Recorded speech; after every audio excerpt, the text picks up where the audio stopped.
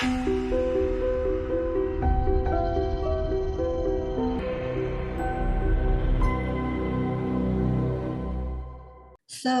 good afternoon to everybody, and thank you for joining in this coherence seminar in April. Today we have a pleasure of hosting a guest lecture from the Joint Institute for Nuclear Research in Dubna, which is in Moscow region. For those that are not very familiar with the geography, it's some 120 kilometers from Moscow. Dr. Anfimov is head of the Sector of Experimental Methods in Experimental Department of Particle Physics in Dzhelepov Laboratory and Nuclear Problems.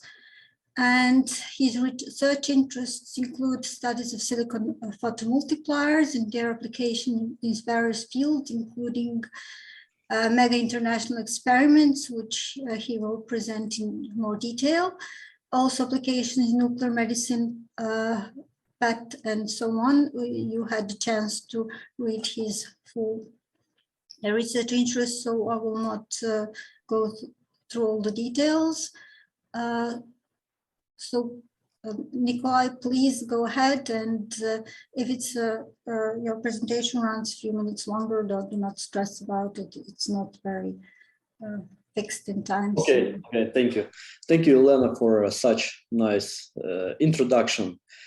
Yeah, today I'm going to give a very brief overview on some studies at our institute, Joint Institute for Nuclear Research, in particular in neutrino physics. And what I will show you today is just a small fraction of all activities which are happening in our institute, even in neutrino physics. So to be more focused on the slides, I stop sharing my video, and after the talk, once we proceed for the questions, I will turn it on, and you can see me well again. Okay, so sorry, just let me stop my video. Maybe we can also stop video from account which is named Milanovic, because it's also on the screen showing showing some spot. Okay, very good. So hello, good afternoon, and let's get started to my overview of some activities in neutrino physics at JNR, which is mainly driven by the Dzhelepov Laboratory of Nuclear Problems. Sorry. Okay, so first I would like to show you my outline for this talk. So first we discuss what is neutrino and why neutrino is so important particle. Then I briefly touch JNR neutrino program, and from which I choose 4 experiments. 2 experiments are held on the territory of Russian Federation. This is Baikal experiment and Dance experiment, and 2 outside of Russia, where I and my group have particular interest. And finally, we can briefly discuss some potential items for the collaboration with our institute. Okay, so what is neutrino?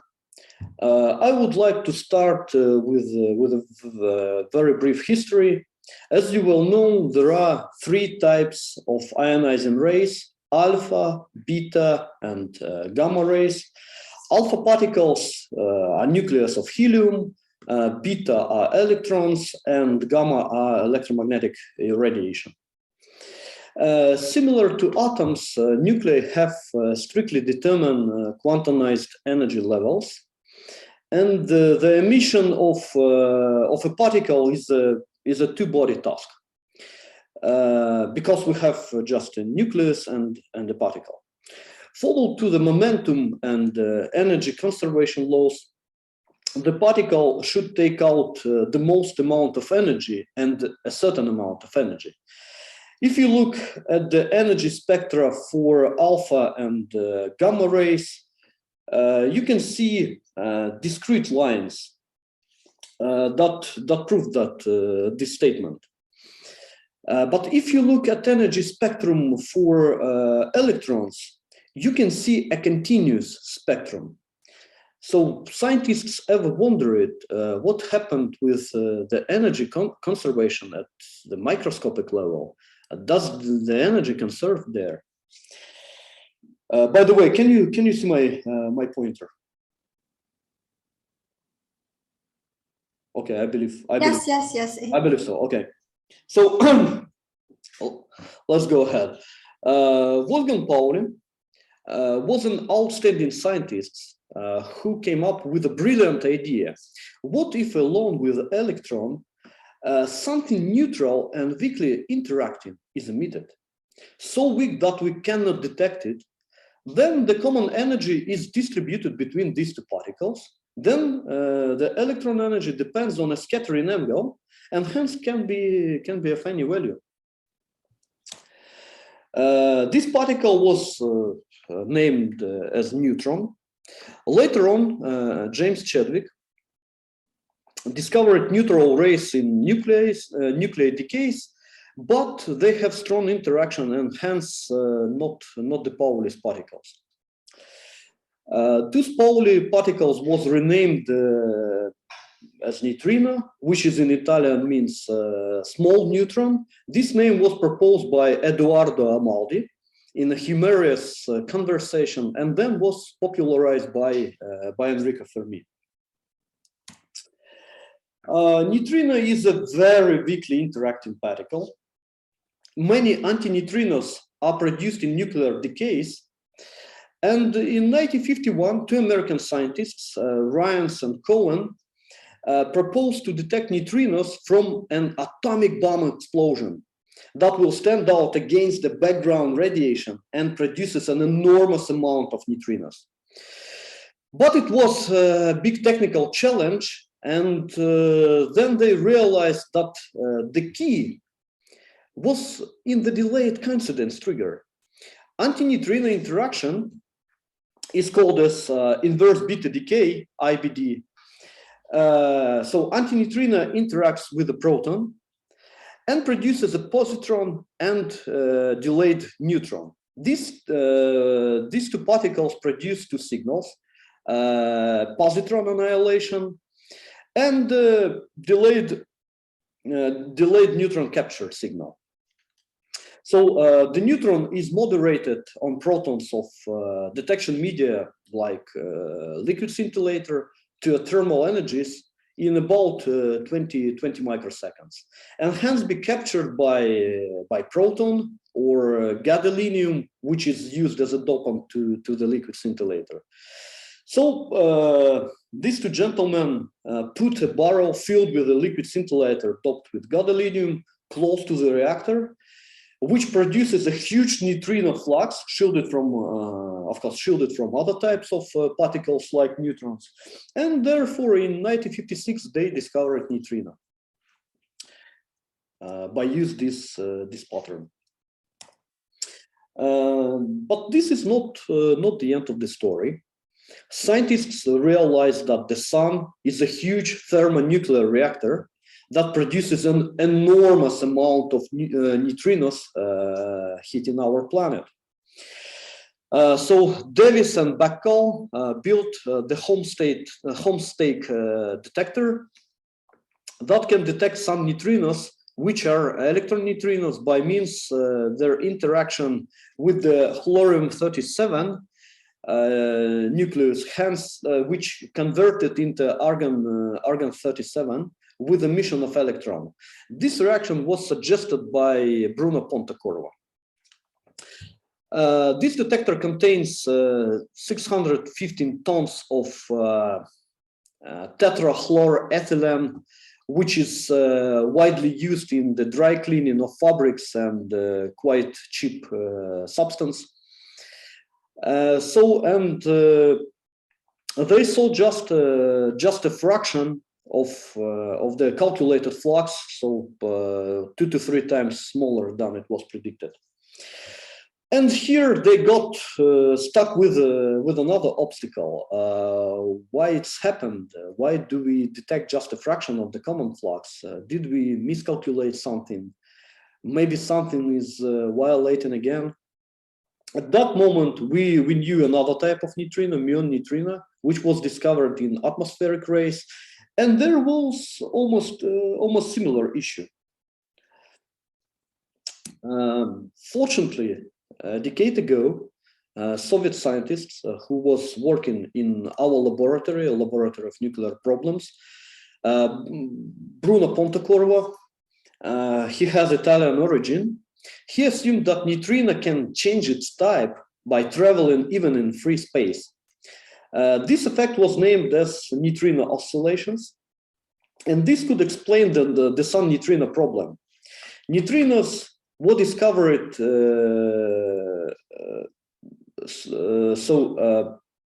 and this could explain this problem. This effect was discovered in the end of 90s, and unfortunately Bruno Pontecorvo did not live up to this moment and passed away in 1993. And for this discovery, a Nobel Prize was given in 2015.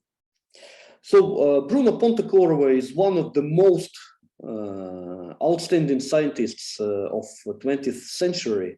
He formulated and made many brilliant ideas and experiments in particle physics and, by the way, in technology. For example, he developed the neutrino well logging method, which is still in use for oils in oils discoveries and other things. Okay, so what is neutrino oscillations? So now we know that there are three types of neutrino. The third type is tau neutrino. Simply speaking, oscillation is a process when one type of neutrino turns out into another types. In reality, in the wave packet theory, so there is such a theory which explains best this process. This theory says that any flavor mixtures of neutrinos is a composition of mass states of neutrinos given by Pontecorvo, Maki, Nakagawa, Sakata matrix. Flavor means that neutrino in interaction can produce a lepton of particular type. So electron neutrino produce electron, muon neutrino produce muon, and tau produce tau. And mass states are formed so-called neutrino ion bases. Now we probe some parameters of the matrix, but some still unknown. An important parameter is the single phase angle, which is here, so-called delta Cp, which is related to charge parity violation in lepton sector. It plays an important role both in the attempts of cosmology to explain the dominance of matter over antimatter, and in the study of weak interactions in particle physics. We measured also squared mass differences, so-called delta M21 squared and delta M32 squared. But since they have no sign, because it's squares, we still don't know what is the order of mass states. So the natural order, when M1 is lighter than M2 and M3 is heavier, this order is called as normal hierarchy. But there is a possibility, another possibility of another order, that M3 is lighter than M2 and M1, which is called inverted hierarchy. And this is still open question. What else? Neutrino is also a good tool to probe events coming from deep in the universe. Our universe is almost opaque for high energy photons, which are used in universe's gamma spectroscopy. Because gamma quanta have quite high scattering probability on microwave background and other radiation fields. So, but for neutrinos, since they are weakly interacting particles, the universe is almost transparent for them. Therefore, neutrinos can be used as messengers to search for ultra-high energy sources like blazars. So here's the overview of JINR neutrino program. All neutrino program at JINR is driven by Dzhelepov Laboratory of Nuclear Problems.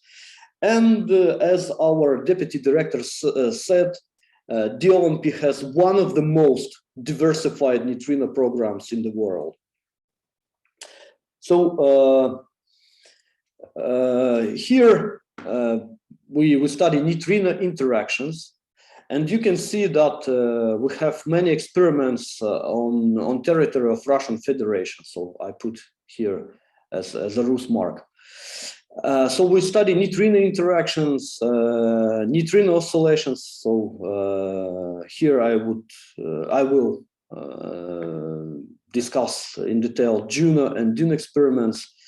So hypothetical oscillation to the fourth type of neutrino, so-called sterile neutrino, and here I will show you Dune's experiments. So we also study neutrinoless double beta decay, dark matter, some astrophysical neutrinos, and astroparticle physics.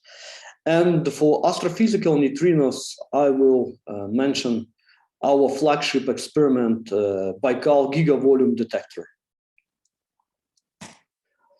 Okay, so Baikal gigavolume detector. To catch neutrinos, we need to build a detector of enormous size because they are very weakly interacting particles. The Baikal Lake is a very good natural detector. Once a neutrino interacts with a molecule of water, it produces a charged particle, muon, for instance, if it's a muon neutrino. But we have mainly muon neutrinos coming from the space with high energies. So it produces muon that can have enough energy to travel faster than the speed of light in water. And you heard it right, faster than speed of light But because in water, light travels slower by almost 25% than in vacuum, and this is possible.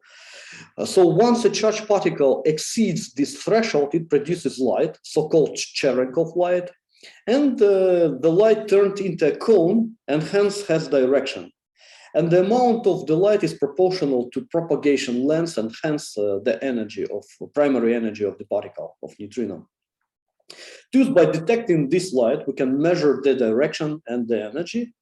And to detect light, we use large photosensors, photomultiplier tubes, or which are put into optical modules. We put them on the strings and dive them deep into water. So to detect particles, we are aiming to cover almost 1 cubic kilometer with these phototubes. This is experiment in Northern Hemisphere at the Baikal Lake. And the goal is similar to Ice Cube, which is on the South Pole. The goal is to detect ultra-high energy neutrinos in the energy range of 100 giga-electron volts up to peta-electron volts. And but the advantage comparing to Ice Cube is the use of water instead of ice, which has less light scattering and hence produces higher angular resolution. So we can reconstruct better direction from which we catch neutrinos. So Baikal experiment is also a part of the global neutrino network, which pulls data from all neutrino experiments in order to detect simultaneously the same event that happened in the universe. Before the new year 2022, Baikal saw a neutrino event of 43 tera-electron volts together with the Ice Cube, which detected 173 tera-electron volts. They solve these two neutrinos coming from the same source.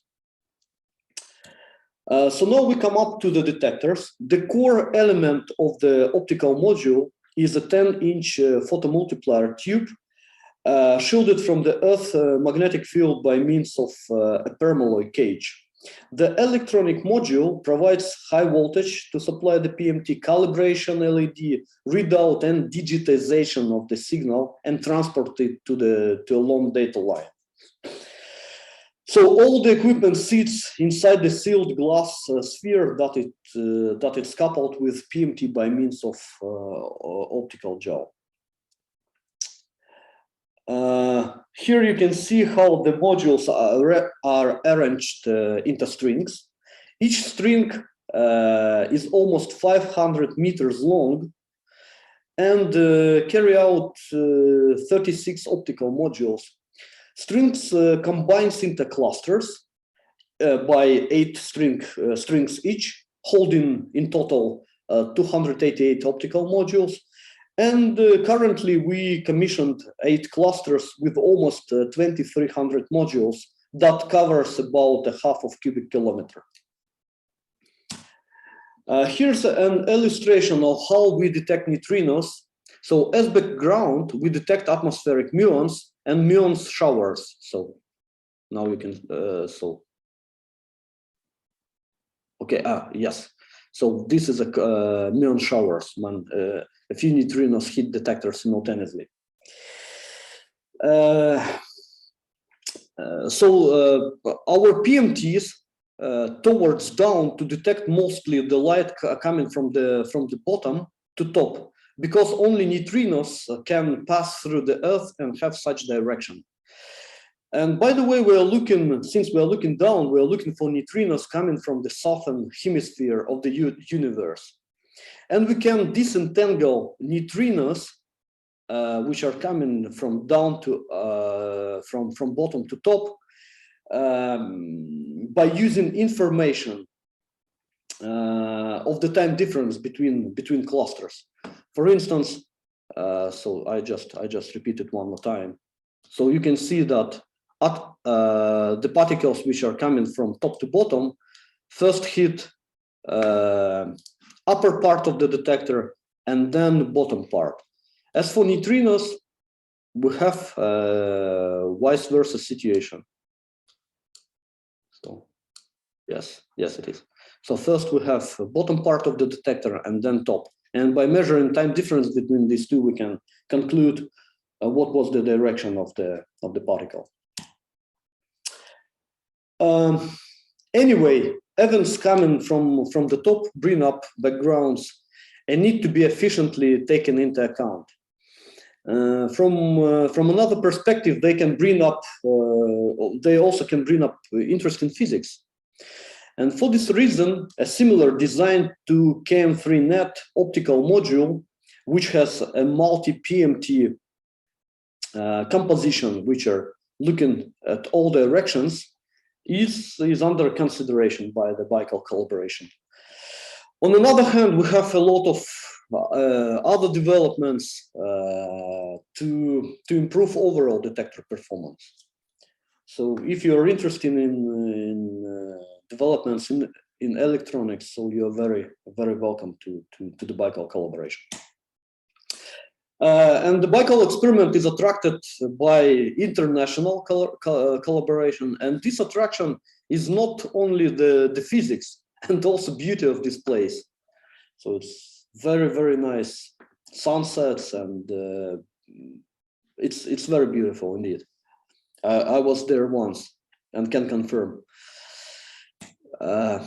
Okay, so another experiment is Dune Experiment. So as I said, hypothetical sterile neutrino oscillations should happen, as theory predicted, should happen at a very short distance. And the Kalinin power plant is a unique place where we can put a lifting platform at a distance of almost 10 meters. At this distance, we have feasible protection mostly from all neutrons and have significant IBD rate 10 to the 4th per day. So the detector of the reactor anti-neutrino based on solid scintillator. So this is acronym for the DUNS. So when this detector is placed at the platform, this detector can also help in monitoring of, so it has some application like monitoring of the actual power of the reactor and the fuel composition inside it. So the basic element of the DUNS detector is a 1 meter long and 4 by 1 centimeters in cross section plastic scintillator strip. So this strip is coated by white diffusive reflector doped with gadolinium. So the light is read out by means of wavelength shifting fibers coupled with a multi-channel PMT or a silicon photomultiplier. So silicon photomultiplier is an avalanche photodiode which operated in a Geiger mode that provides detection of 40 to 50% with the gain 10 to the 6, which is comparable to conventional vacuum phototubes. So these strips are arranged into X and Y matrix, and almost with the size of a cubic meter. So the XY projection allows special resolution of IBDs, and hence oscillation distance can be precisely measured. So the process IBD detection is similar to discussed above in Ryan's and Cohen experiment. So anti-neutrino hits proton, and in this reaction, an electron and a neutron are produced, and they will produce two signals. So positron annihilation and delayed neutron capture on hydrogen or on gadolinium, because it's doped with the gadolinium. And so this pattern allows for efficiently disentangling inverse beta decay events from other types of backgrounds. So here you can see detector. So this is the real picture. Detector on the lifting platform. And so the data taking cycle is shown here.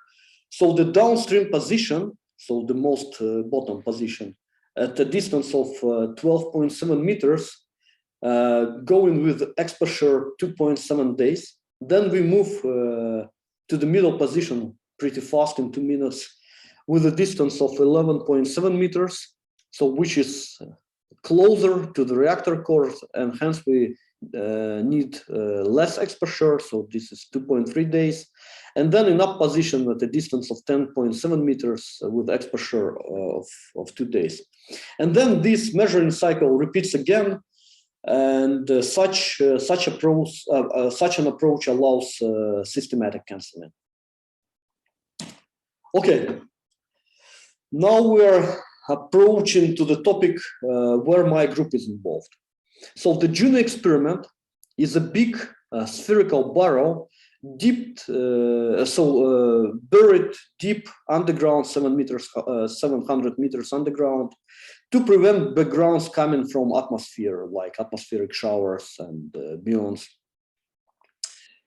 So the detector placed in South China were two powerful atomic plants with a total thermal power of 26.6 gigawatts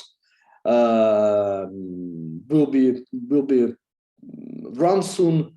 So, and they are located pretty close to each other. So at a distance of about 50 kilometers. So we place detector equidistantly from these two power plants at a distance of 53 kilometers. And at such distance, Dune is in between medium baseline and long baseline. So, and hence has the sensitivity to delta M21 squared and theta 12, and also delta M32 squared and mass hierarchy. The idea is following here. So the primary neutrino spectrum is oscillating at the distance, producing two shifted pictures depending on the mass hierarchy. So red is for normal and blue is for inverted hierarchy. So, and to disentangle these two pictures, we have to reach challenging energy resolution of 3% at 1 MeV of energy dissipation. So, as I said, the detector is a big spherical barrel. With of 37 meters, filled in with 20 million kilograms of linear alkyl benzene, which is liquid scintillator, and read out by means of 20,000 of 20 inches photomultiplier tubes. So here's the overview of such a phototube. So you can see it's that big. So to detect cosmic muons, some of them so energetic that can pass even 700 meters and hit the detector. So to detect cosmic muons that produce high light intensity flashes in the scintillator, and also to control systematics, a small 3-inch phototubes are put in between of 20 inches big tubes. So anti-neutrino reaction is still the same, but the liquid scintillator is not doped with gadolinium, and hence the neutron is only tagged by 2.2 MeV gamma quantum from the neutron capture on proton. And as I said, the challenge is to reach energy resolution of 3% at 1 MeV of the energy dissipation. So to reach such a resolution, the PMT has to have a high quantum efficiency of about 30%, with its uniformity along the photocathode better than 15%. And to test these big 20-inch phototubes, so photocathode uniformity of these phototubes, we built a big dark room with an adjustable earth magnetic field down to almost zero by means of Helmholtz coils, which are mounted on the walls. So here you can see these cable channels for the coils, mounted on the walls, inside the floor, and on the ceiling. In this dark room, the scanning system is placed, and the system has 7 LEDs. So you can see it here. So 7 LEDs put at different zenith angles, and they also fixed at the rotating frame. And by rotating this frame, hence we can scan the full photocathode dome and plot the map of characteristics along it in spherical coordinates. So we extract photon detection efficiency from a single photoelectron spectrum by using Poisson distribution, since photons from LED follow to Poisson distribution. So we extract a 0 peak, so-called pedestal, and then we can calculate average number of photoelectrons, and by knowing number of photons incident phototube at this point, we can calculate PDE. So we know number of photons, so it's given by the small reference PMT, which is calibrated by means of a few different methods. So we also can test PMT performance at different strengths of the magnetic field, because we can adjust current through which is passed through these coils, and know the PMT performance in the real detector. Okay, so to precisely measure the oscillating picture, we need to know the certain primary anti-neutrino spectrum. It as I know, it was reported in this spectrum may have a fine structure which can smear the oscillation picture and bring up uncertainties and systematics. So to precisely measure the primary spectrum, the tau detector will be used. This detector will be placed at a distance of 30 meters far from the reactor core. And it is a spherical barrel of 1.8 meters filled in with liquid scintillator similar to what we used in JINR in a big detector. So to read out the scintillation light, silicon photomultipliers will be used, and we need to cover almost 11 square meters with silicon. So since silicon detectors are very noisy at room temperatures, so the detector operation will be carried out at -50 degrees Celsius. So this scintillator barrel is put inside a big cryostat. So the CPMs are arranged into 5 by 5 centimeters arrays. We call them tiles. In total, we need to test 4,100 of such tiles, or 120,000 of individual elements or small CPMs. So we also need to provide a separate power for each tile. And our group also took charge to test all the CPMs and develop a power system for them. So generally responsible for Cpm Mass Testing and the power system. So here you can see the mass testing setup. The concept is to test 16 tiles simultaneously at -50 degrees. Therefore, all the equipment is put into a climate chamber. So we need to illuminate each tile. So here's each tile with a uniform light field and have the possibility to read out each element on the tile. So the idea is to read out the whole tile. So the whole tile as a single channel, and bias, so to supply high voltage only to a single element with the operating voltage. So here you can see a translation stage, which is needed to move a reference CPM, which is sitting next to each tile, to scan light spot, which is illuminated each tile, and check its uniformity. So here are some examples of equipment that we are developing for the mass testing. So you can see the interface board. This is model. So this interface board is intended to plug in tiles to the common motherboard with front-end electronics. So here you can see tile. So here motherboard, and this is interface boards.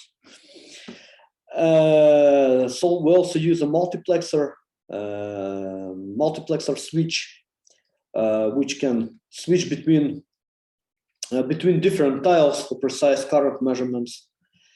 We also developed a trigger board that provides trigger for LED and ADC, and light distribution system, which provides pretty uniform light intensity to each optical fiber. So here you can see how it is distributed along fibers. And each optical fiber ends with a diffuser made from PTFE, so it's Teflon, to make a uniform light spot on the tile. So the Cpm power system consists of power modules that produce individual power for all 4,100 tiles. Each module supplies 128 channels up to 200 volts.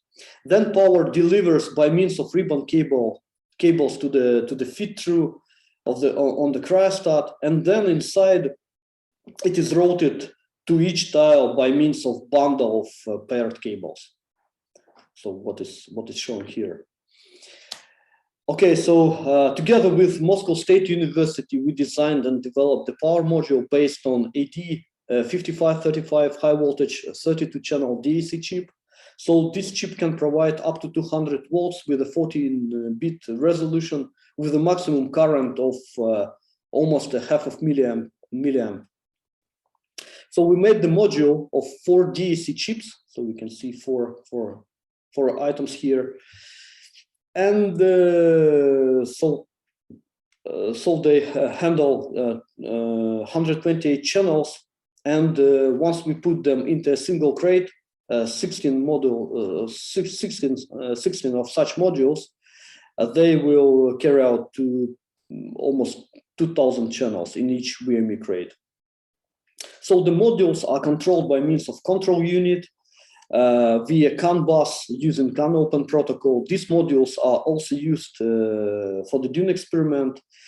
And the main drawback of this approach is that this DAC chip, AD5535, has significant integral nonlinearity. And Milena Micic from Belgrade University is working in our group on the development of calibration methods for these power modules. So now we approach to my last topic, the Dune experiment and developments of our group in it. So the experiment is under construction at Fermilab in the United States. So the data taken will start about 2030. It consists of two detector complexes, near and far detectors. So the proton beam with energy up to 120 giga-electron volts is dumped into a target where secondary particles are produced, and then some of them decay into muon neutrinos. Then neutrinos hit the near detector at a distance of 0.5 kilometers, and then travel to the far detector at almost 1,300 kilometers far. So the experiment is intended to measure oscillation parameters at a long baseline, so it can precisely measure mass hierarchy, delta Cp, and theta to 3. So the far detector is a huge liquid argon time projection chamber with a volume of 17 kilotons, and hence can be also used to detect atmospheric, solar, and supernova neutrinos. So JINR participates in the development of near detector, where the main part is liquid argon Tpc. So detector works as a target which is similar to the far detector and precise track, and this is precise track projection detectors. So JINR gets full responsibility for the light collection system, R&D, prototype and production, experimental methods, computing, oscillation analysis, and also framework development. So the key component of any TPC is a charge readout system. So the TPC measures track projection on the anode plane. So here's the anode plane, and also here. And the third dimension can be reconstructed by measuring track drifting time. So argon is a nice media for charged tracks, but it also a bright scintillator. By using the light flash, we can provide the fine timestamp when the neutrino interaction happens. So the TPC has a modular structure. In each module, we have charge and light readout panels arranged orthogonal to each other. So the light system consists of light traps, silicon photomultipliers, and readout electronics, which that deliver signals to digitizers. And as I said above, Cpm power similar to the Tau experiment. So the charged panels are highly segmented pixel planes with a step of 4.4 millimeters, read out by application-specific integrated circuit (ASIC), developed by a group of American institutions. So each chip can handle readout of 64 channels with a resolution of 8 bits given by the successive approximation ADC, and the timestamp of 2.2 microseconds. So the charge sensitivity is good enough to detect minimum ionizing particles, and the total number of pixels in each at each plane is in the prototype is 4900, and each TPC contains 16 of such planes. So in the final version, the number of pixels will scale almost by a factor of 4.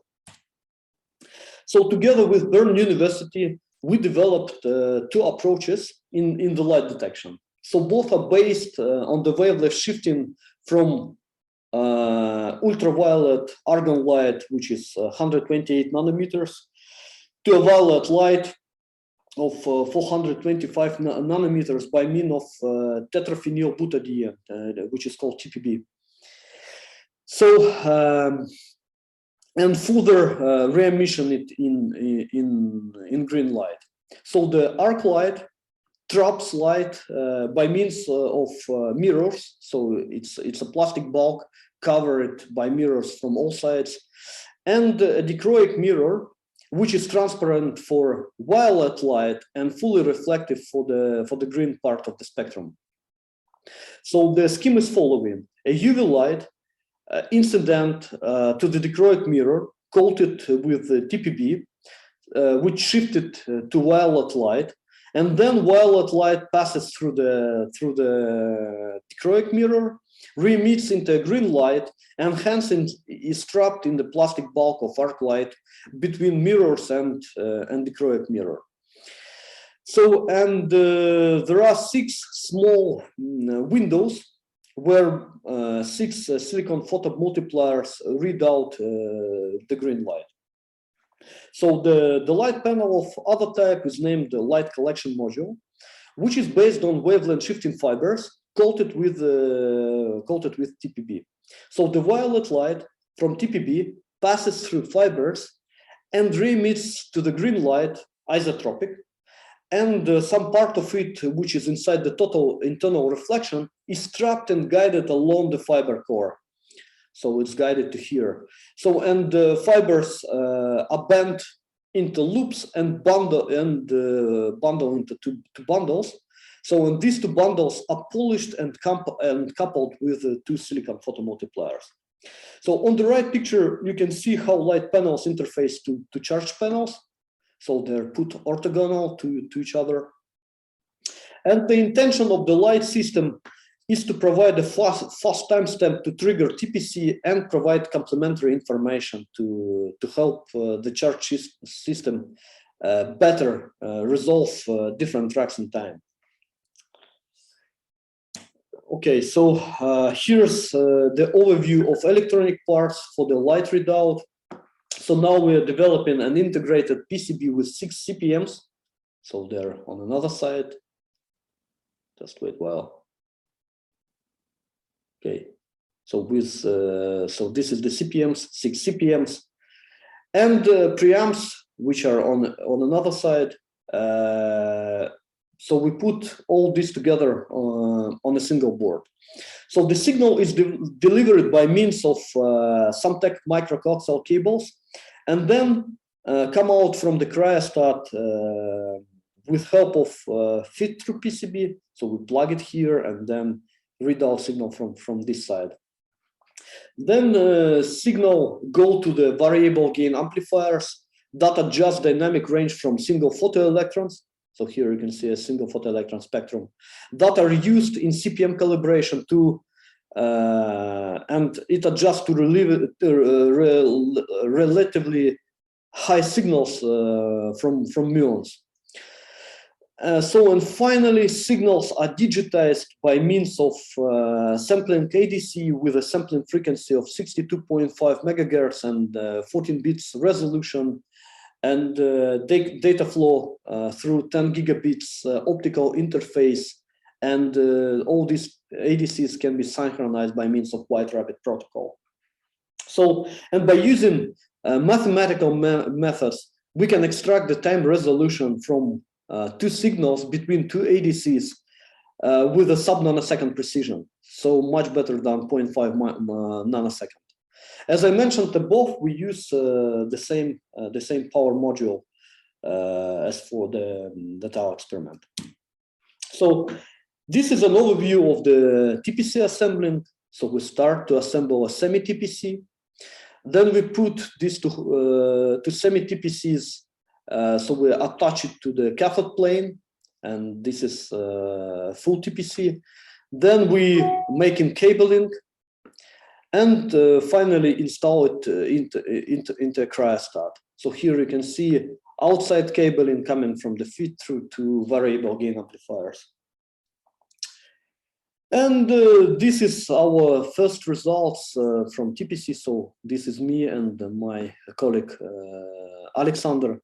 So we are standing to the cryostat. So this is the top of the TPC with cables. And this is what we obtained in our results. So we performed tests at Bern University with cosmic rays. So here you can see a cosmic shower inside the TPC, and the light system provided very nice time resolutions. So for the muon signals, we can reach almost 2 nanoseconds. And also we studied pilot lab resolution by using muon decays, which are called Michel events. So, and that's more or less it. So my final slide is about what we are proposing for the collaboration. So I think our activities can be interesting for people who are interested in detectors R&D, electronics and hardware R&D.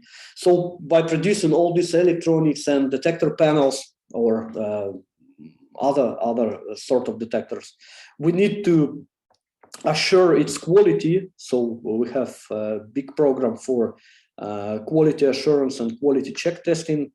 So we also need to analyze data from coming from detectors. And once we reconstruct events, we also need to perform physics analysis, and also oscillation analysis. And to couple these two things, we also need to perform detector simulations, and it also needs a lot of computer engineers to provide a quite big infrastructure for the calculation simulations and other things. So and here I put some contacts. So I recommend you to go to our website. It is available in English. So you also can contact to our media group lead, to Елена Радованович, and she will readdress you to a particular group depending on your questions. And I also put, for some reason, my contact here. So that's it. Thank you. Thank you very much for your attention. So let me turn on my video back.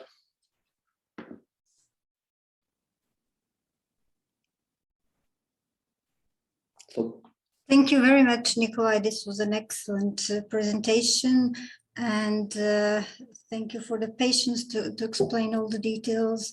I was fortunate enough to visit your laboratory together with Milena Micic, mentioned in the presentation live. It's really fascinating science as well as extremely advanced technology.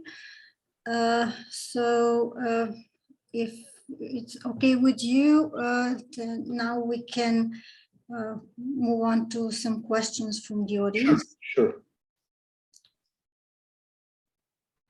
So please, if anybody wants to ask a question, you can use the reactions feature and raise your hand. Or if you cannot use your mic or video, you can just type in your question and I will read it from the chat.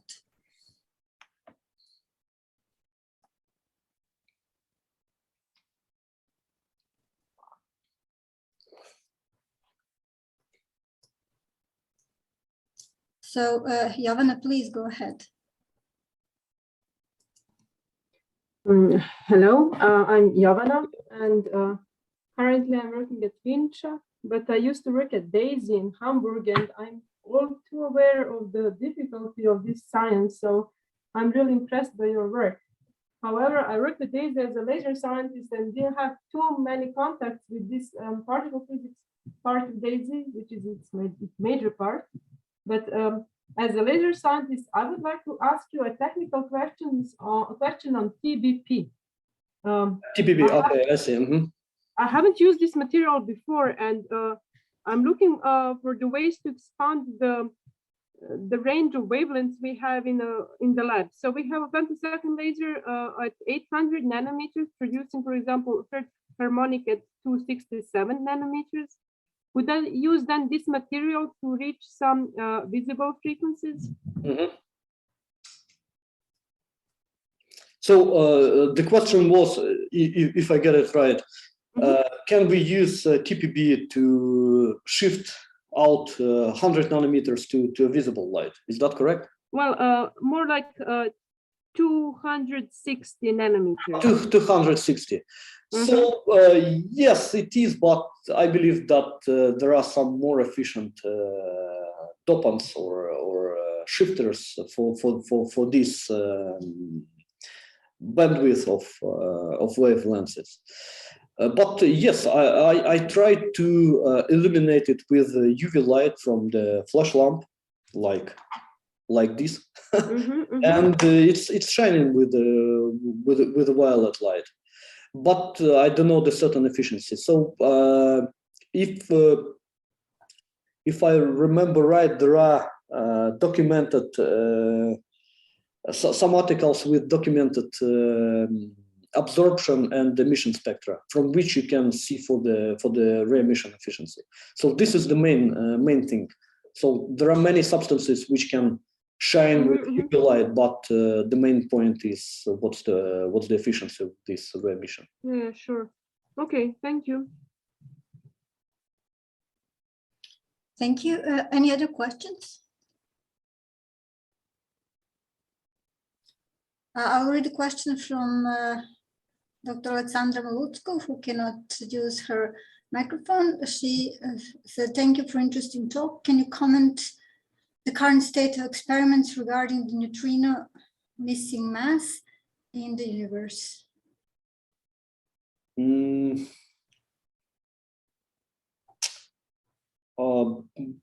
I'm not sure that I understand the question, because I don't know what's the meaning of I see. So Neutrino missing mass. Missing mass, it's a sort of dark matter and dark energy experiments, right? Yes. Okay, I see, understand. So what I mentioned here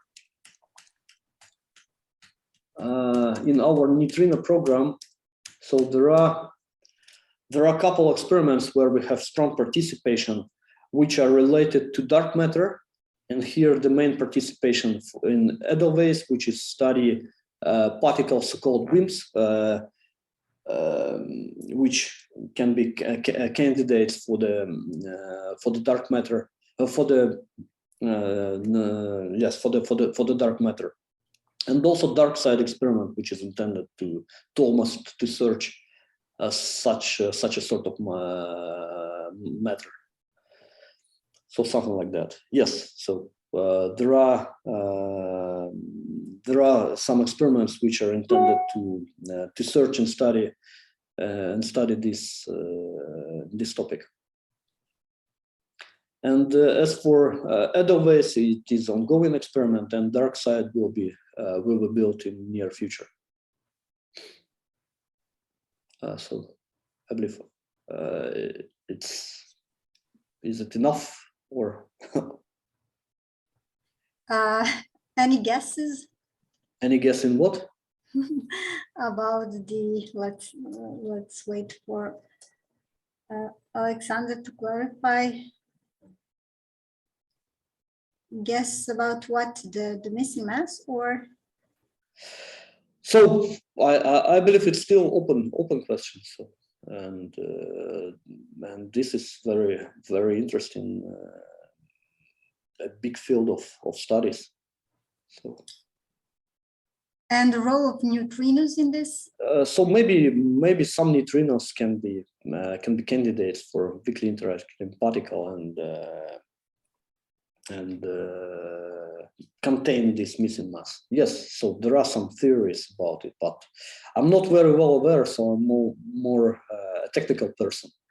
And here I'm trying to show some activities for possible collaboration. But yes, it is. So neutrinos can be considered as candidates for missing mass in the universe. Thank you. Anyone else?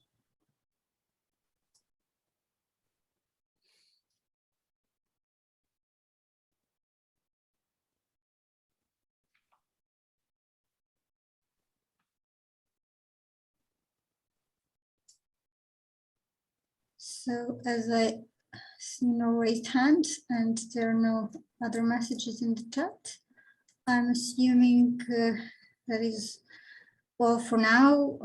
It was really a lot of information. I assume that people will be rewatching this and perhaps asking questions later, or those who could not attend this live presentation, they can contact you later. There is, I will share the slides and the video, and there are, of course. Yes, please share a slide with contacts, and yes, indeed. We will be glad to answer any questions. So thank you very much again, and I really hope that the next talk will be able to host live here in Belgrade in the near future. Yeah, I'm very looking forward for this opportunity, and thank you so much for provided me this opportunity to make a talk today, and thank you for all the questions. And I believe it will be a very brief but good start to start collaborating between Serbia institutions and JINR. Indeed. So thank you very much once more. And with this, I would like to also thank everyone in the audience. And we're now about to close this session. Thank you. Thank you. Goodbye.